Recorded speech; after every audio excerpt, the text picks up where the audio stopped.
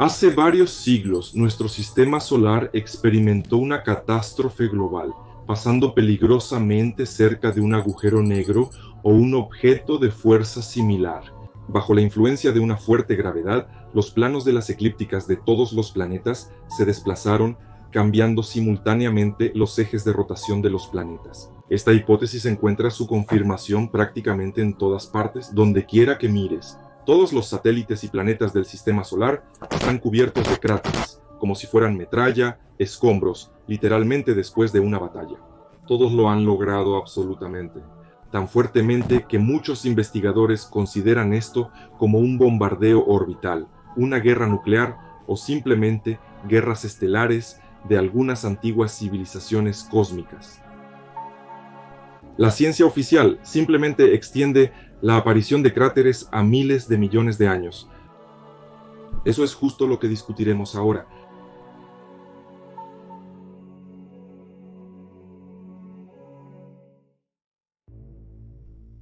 Buen día, estás en Epoch of Mistrust con Mikhail Kolnikov. Probablemente, aquellos que llegaron a mi canal por primera vez están un poco sorprendidos por estas conclusiones. Por lo tanto, antes de proceder a este video, al menos mira los dos anteriores. De lo contrario, no comprenderás cómo llegué a estas conclusiones. Y sin duda te ahorrarás muchas preguntas. Bueno, continuamos considerando las consecuencias del supuesto paso del sistema solar cerca de un agujero negro. En el episodio anterior, demostré claramente lo que sucederá con los objetos en el cinturón de Kuiper, que han reducido significativamente su velocidad bajo la influencia de la gravedad ajena, pero al mismo tiempo estaban lo suficientemente lejos del centro de atracción y por lo tanto pudieron permanecer en nuestro sistema solar después de su partida. Y los objetos del cinturón de Kuiper, por supuesto, permanecieron, pero perdieron completamente o parcialmente su velocidad, lo que significa que debieron haber cambiado su órbita. En primer lugar, se volvió muy alargada y en segundo lugar, su perihelio se acercó mucho al Sol. En algunos casos, cuando la velocidad del asteroide se redujo casi a cero, el perihelio de la órbita se movió directamente hacia el interior del Sol. Es decir, el asteroide simplemente cayó sobre él al final con una velocidad de alrededor de 650 km por segundo. La evidencia espacial de esto es el hueco en el cinturón de Kuiper, visible en los modelos creados por el Centro de Planetas Menores. En este punto vale la pena prestar un poco de atención, ya que los astrónomos probablemente tienen alguna explicación razonable para esto y realmente la tienen. Se cree que este es un punto ciego, formado no por la ausencia de objetos en esta parte del cinturón, sino por una simple iluminación.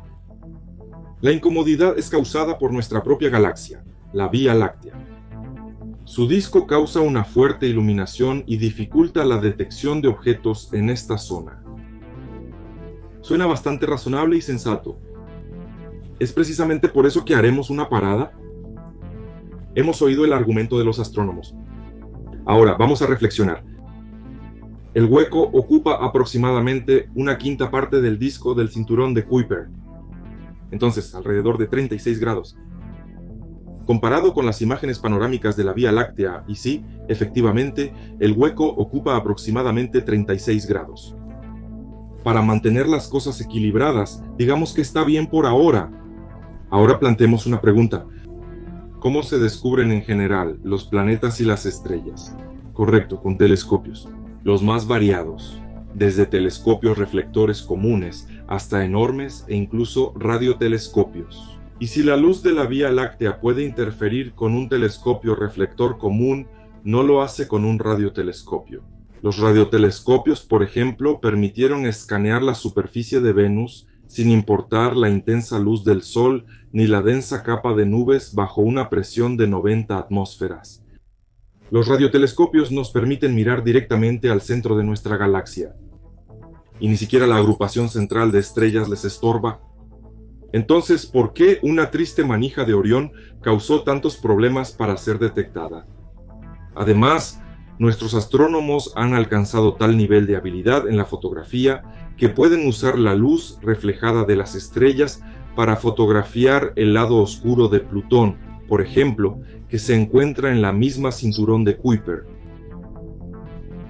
Los pequeños objetos espaciales se encuentran mediante la comparación de imágenes negativas tomadas con un intervalo de tiempo específico. Comparando tales fotografías, los astrónomos detectan movimiento y, en consecuencia, un planetoides. Sin embargo, por alguna razón, ningún método es adecuado para escanear la brecha en el cinturón de Kuiper. Otro argumento es el cinturón de asteroides, bastante bien estudiado por nosotros entre Marte y Júpiter. Se encuentra en el mismo plano que el cinturón de Kuiper. Sin embargo, hasta ahora se ha estudiado bastante bien. Más de 500.000 de asteroides y no hay ningún resplandor de la Vía Láctea en él. Quizás no está porque gira bastante rápido y completa una rotación completa en solo 50 años. Y de nuevo suena razonable. En ese caso, unos cálculos. Aunque la búsqueda de Kuiper fue predicha y descubierta hace bastante tiempo, su estudio activo comenzó aproximadamente en el año 2500. Aproximadamente desde ese momento, los datos sobre él comenzaron a llegar en avalancha. Por lo tanto, tomaremos este año como punto de referencia. Entonces, el cinturón de Kuiper comienza aproximadamente a 30 y termina aproximadamente a 55 unidades astronómicas del Sol. El diámetro de su anillo es de 90 a 100 unidades astronómicas y la circunferencia completa por el borde exterior es de 28 a 35 unidades astronómicas. El objeto más lejano se mueve alrededor del Sol a una velocidad de aproximadamente 114 unidades astronómicas por año y el más cercano a una velocidad de 163 unidades astronómicas por año. Es decir, según los últimos 16 años de investigación, el objeto más lejano en el cinturón de Kuiper debería haberse movido y, por lo tanto, reducido la brecha en 18 grados, es decir, el doble, y el más cercano, respectivamente, en 2/3, o sea, en 26 grados. Y así es como debería verse el colapso de alguna manera. Sin embargo, el colapso sigue siendo como debería haber sido al principio de la investigación. Bueno, y otro argumento más. El 19 de enero del 2006 comenzó la Estación Automática Interplanetaria Nuevos Horizontes. La razón oficial del lanzamiento fue la investigación de Plutón, su satélite Caronte, así como un cierto objeto binario ubicado en el cinturón de Kuiper en 2014 Mu 69, condicionalmente llamado Ultima Thule. En otras palabras, esta estación fue enviada específicamente para estudiar el cinturón de Kuiper. Precisamente de ella obtuvimos una gran cantidad de datos sobre los objetos transneptunianos y fotos de alta calidad de Plutón. No obstante, lo más fascinante es la ruta de su vuelo. De manera completamente fortuita, está volando directamente hacia este agujero. En este momento, la nave ya ha atravesado todo el cinturón de Kuiper, alejándose de nuestro planeta más de 50 unidades astronómicas. Ahora el cinturón está detrás de la nave. Ningún resplandor de la Vía Láctea le estorba ya. No obstante, el agujero sigue presente hasta el momento. Así que, ¿cuál es el verdadero propósito de este dispositivo? Juzguen ustedes mismos. Se pueden presentar muchos más argumentos en contra de la iluminación de la Vía Láctea. Sin embargo, creo que ya es suficiente por ahora. Pero volvamos a nuestro tema principal. Por lo tanto, en el cinturón de Kuiper se formó una ola, una especie de tsunami de millones de asteroides grandes y pequeños, y escombros planetarios. Y toda esta flota comenzó muy lentamente su camino a lo largo de una nueva trayectoria hacia el Sol. Como ya aclaramos en la serie anterior, si el sistema solar estuviera habitado por civilizaciones, tendrían aproximadamente 60 a 70 años de reserva antes del primer impacto. Así que, si estuviera en su lugar, desde este momento, habría ignorado todas las normas de cortesía y moral. todas las relaciones monetarias y de mercancías y habría dirigido todo el poder de la civilización hacia el intento de sobrevivir. Entonces, la primera en el camino de la ola fue la órbita de Neptuno. Dependiendo de la distancia de Neptuno a la zona de vuelo de la nube de meteoritos, podría haber caído bajo su influencia destructiva con la misma probabilidad, o podría no haberlo hecho. Vamos a hacer una suposición. La inclinación del eje de Neptuno es de aproximadamente 28 grados, lo que significa que recibió aproximadamente la misma influencia que Marte a 25 grados y la Tierra a 23 grados y medio. Estaba bastante lejos, por lo que es muy probable que la primera ola no lo afectara. La siguiente fue la órbita de Urano. Aquí la historia es contraria. Urano prácticamente yace de lado, girado casi 97 grados. Esto significa que estaba lo más cerca posible del objeto gravitacional. Sin embargo, precisamente por eso, también evitó el encuentro principal con la corriente. Simplemente logró salir de su camino a tiempo, mientras los asteroides ganaban velocidad. En este momento necesitamos dar un paso atrás más, explicando una vez más que el cambio en la inclinación del eje de los planetas ocurrió precisamente bajo la influencia de una fuerza externa. Dado que todos los planetas se formaron originalmente en un solo plano para el sistema solar, no solo sus ejes de rotación eran perpendiculares a este plano, sino que también los satélites que se formaron simultáneamente con ellos estaban en el mismo plano. Y hasta ahora, esta característica se ha mantenido. Cualquier planeta que nosotros elijamos, todos sus satélites más cercanos y más grandes yacen estrictamente perpendiculares al eje de rotación del planeta madre. Por ejemplo, Júpiter. El plano de rotación de sus principales satélites galileanos tiene exactamente la misma inclinación que la órbita de Júpiter, es decir, 3 grados. La inclinación de Saturno es de aproximadamente 27 grados y sus principales satélites y anillos tienen exactamente la misma inclinación. Urano tampoco es una excepción. Está inclinado en 97 grados y la planitud de la órbita de sus satélites tiene exactamente la misma inclinación. Los astrónomos, por supuesto, han presentado su hipótesis aquí, según la cual los satélites de Urano entraron en resonancia con el propio Urano y, al dispersarlo, lo volcaron de esta manera. Vamos a comprobar la solidez de esta hipótesis oficial. Primero, muy cerca de Urano se encuentra Neptuno, que también tiene satélites, y en términos de tamaño es bastante comparable con Urano. Sin embargo, por alguna razón, los satélites no pasaron por Neptuno. Puedes decirme que Neptuno solo tiene 2 satélites, y ambos son muy pequeños, con un diámetro de aproximadamente 350 kilómetros cada uno. Y estoy de acuerdo. En ese caso, revisemos los tamaños de los satélites de Urano. También son bastante pequeños. El diámetro del más grande de ellos es de alrededor de 3.000 kilómetros. Es decir, es más pequeño que nuestra Luna. Y los demás son aún más pequeños. Pero a pesar de esto, el diámetro de Urano es 4 veces mayor que el de la Tierra. Por lo tanto, su masa, gravedad y la cantidad de lunas que puede sostener son mucho mayores. Y eso significa que en proporción, el peso total de todos los satélites de Urano es menor que el peso de la Luna en relación con la Tierra. Y esto, a su vez, significa que o los astrónomos simplemente ignoraron el problema evidente para no hacer preguntas innecesarias, o la Tierra está a punto de sufrir un cambio similar muy pronto. Después de todo, las leyes físicas no pueden funcionar en un caso y no en otro. ¿Y por qué la Tierra aún no ha volcado, destruyendo toda la vida al mismo tiempo? Quizás muchos me dirán aquí mismo que la Tierra ya se ha volcado muchas veces. Pero el punto es que no estamos hablando de un giro de 180 grados, sino de una posición lateral, que es un asunto completamente diferente.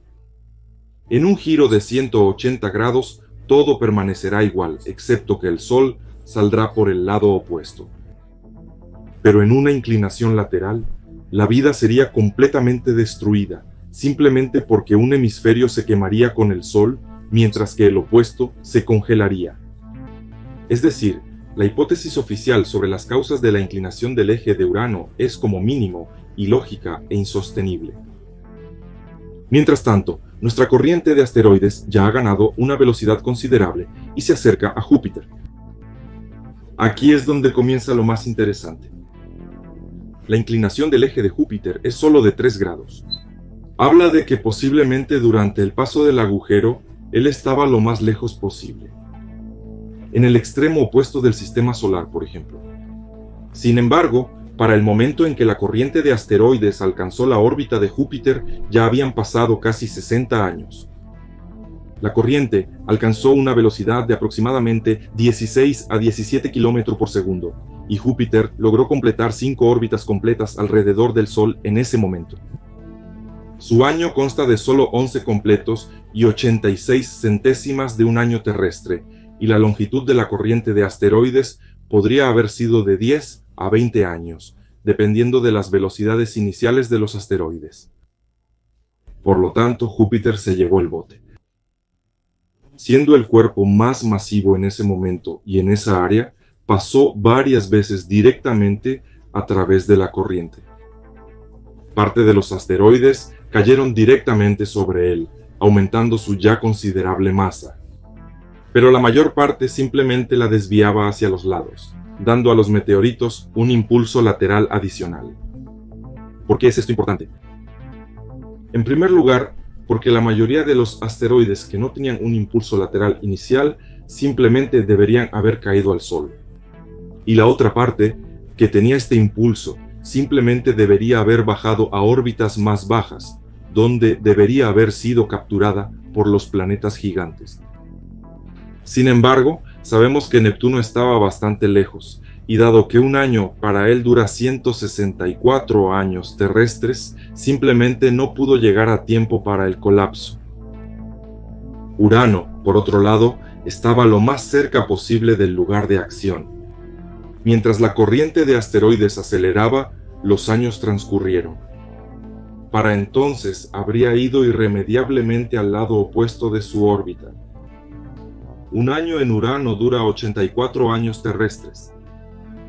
Y así, ya no podía proteger los planetas internos del sistema solar. Solo quedaban Saturno y Júpiter, y ellos fueron los siguientes. Como los objetos gravitacionales más fuertes en esta área del flujo, literalmente comenzaron a devorar los objetos que pasaban. Ahora vamos a ver más de cerca el gráfico que mencioné brevemente en el video sobre Marte. La masa de Júpiter difiere significativamente de lo que debería ser durante la formación del sistema solar a partir de un solo disco protoplanetario. En el video sobre Marte, dije que su masa no debería ser más de 80 veces la de la Tierra, suponiendo que se haya tragado toda la materia entre Marte y Saturno. Sin embargo, en realidad, entre Marte y Júpiter podrían haber cabido cómodamente, no el desafortunado Faetón, sino al menos 7 planetas más. Y eso, teniendo en cuenta la progresión hacia un aumento gradual de la masa de los planetas y la distancia entre ellos.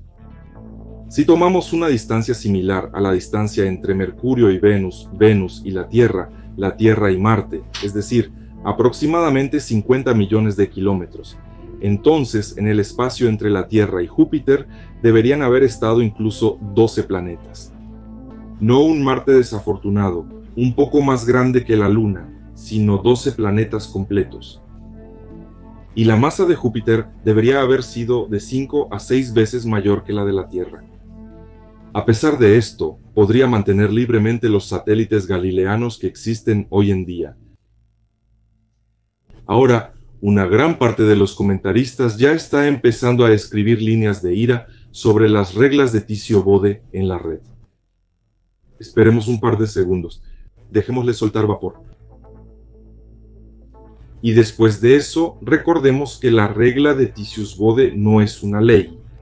Es solo una suposición sin justificación desde la perspectiva de la física. Es una regla que simplemente existe.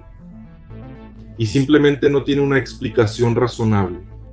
Es simplemente una fórmula matemática que se ajusta a la realidad existente. Y funciona. ¿Cómo funciona? Juzguen ustedes mismos. La posición real de Mercurio difiere de la calculada en 2 enteros 5 décimas por ciento. La posición de Venus está fuera por 3%. La posición de Marte está fuera por 4%. El cinturón de asteroides generalmente se mueve en un amplio rango. La posición de Saturno difiere en un 5%, Urano en un 2% y Neptuno simplemente rompe las reglas. ¿Es esto matemáticas precisas? Con tales ajustes del 5%, donde cada 5% es una distancia de 1,5 millones de kilómetros. Solo la Tierra y Júpiter definitivamente corresponden a su posición en la regla. Pero la Tierra, porque es el punto de referencia, simplemente no puede fallar. Y Júpiter es el cuerpo más masivo, por lo tanto también se considera en la ecuación como el segundo punto de apoyo para el cálculo. Así que la regla de Titius-Bode es simplemente un tirón de orejas. Y mientras no se expliquen las razones de la aparición de esta regla, no se considera una ley. Entonces, ¿para qué necesitamos estos gráficos? Así que son necesarios para entender qué, dónde y cuándo sucedió.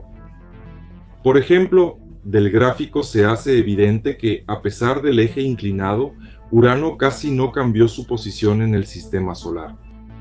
Neptuno, por otro lado, se ha alejado considerablemente de su órbita original. Júpiter y Saturno permanecieron en sus lugares, pero Saturno ganó aproximadamente el doble de peso, mientras que Júpiter absorbió no solo parte de la corriente que pasaba, sino también, posiblemente, planetas intermedios, si existían.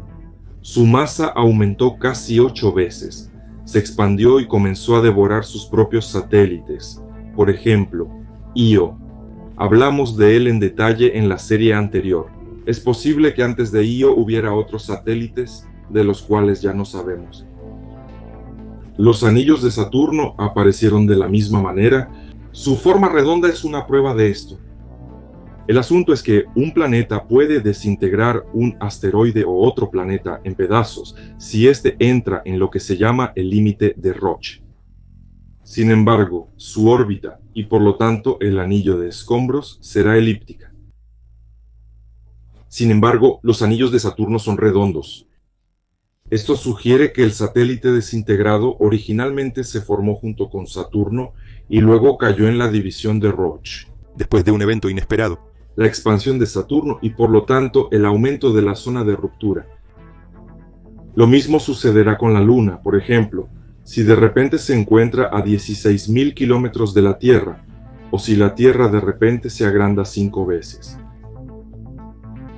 Entonces, cuando la corriente de asteroides pasó la órbita de Júpiter, ya había alcanzado una velocidad de 16 a 17 kilómetros por segundo, y la cuenta ya se medía en semanas. A medida que la corriente de asteroides se acercaba al Sol, se condensaba cada vez más y más, de acuerdo con la ley de los cuadrados inversos. En algún momento se produjo una relación única entre la densidad del flujo y la órbita de uno de los planetas, la Tierra y Venus. El flujo ya estaba al máximo de densidad, lo que por un lado garantizaba la destrucción total de todo lo que encontrara en su camino, y por otro lado, por la misma razón, las posibilidades de que pasara antes o después de los planetas también aumentaron. Esta ventana de oportunidades era pequeña, y Mercurio ya no estaba en ella, demasiado cerca del punto final del flujo, demasiado pequeño el radio de la órbita. Al llegar al Sol, el flujo a una velocidad gigantesca, a 600 kilómetros por segundo, comenzó a girar. Y este fue otro momento clave. En el punto de perigeo del flujo comenzó la ruptura de grandes asteroides en partículas más pequeñas y polvo, la dispersión en direcciones con un cambio brusco en la inclinación de la órbita de los asteroides, y la absorción de la mayoría de ellos por el Sol.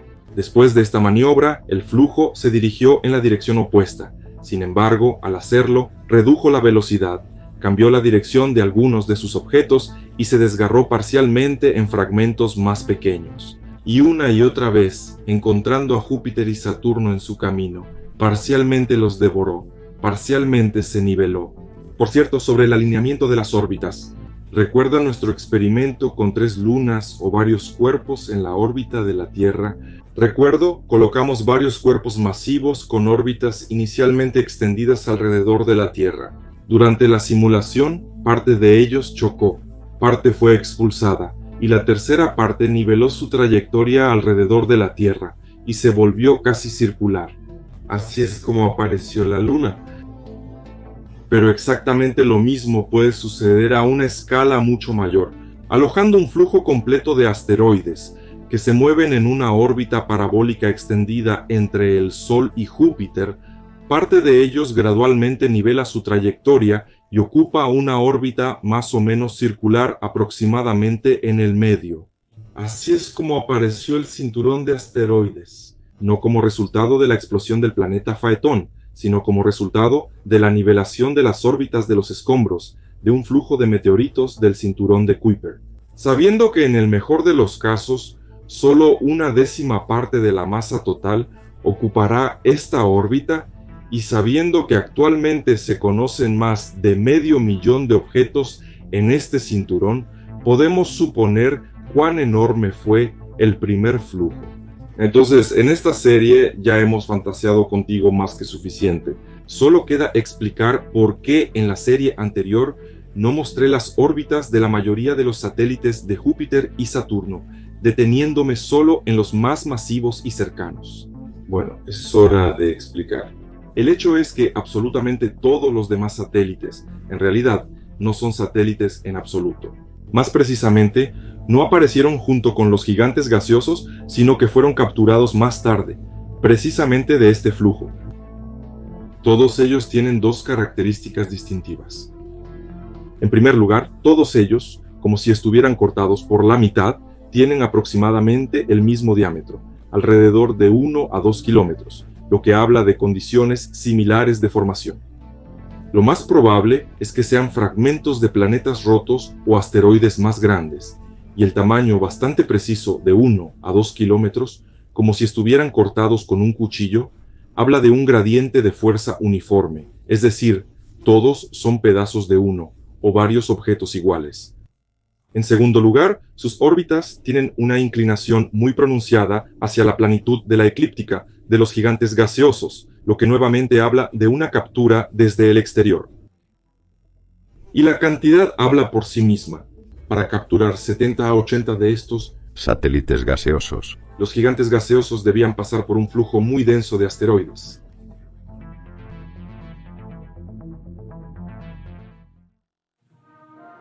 Amigos, ninguno de nosotros teme equivocarse. Y si ven algún error en mi lógica, no duden en dejar un comentario enojado y preciso debajo del video.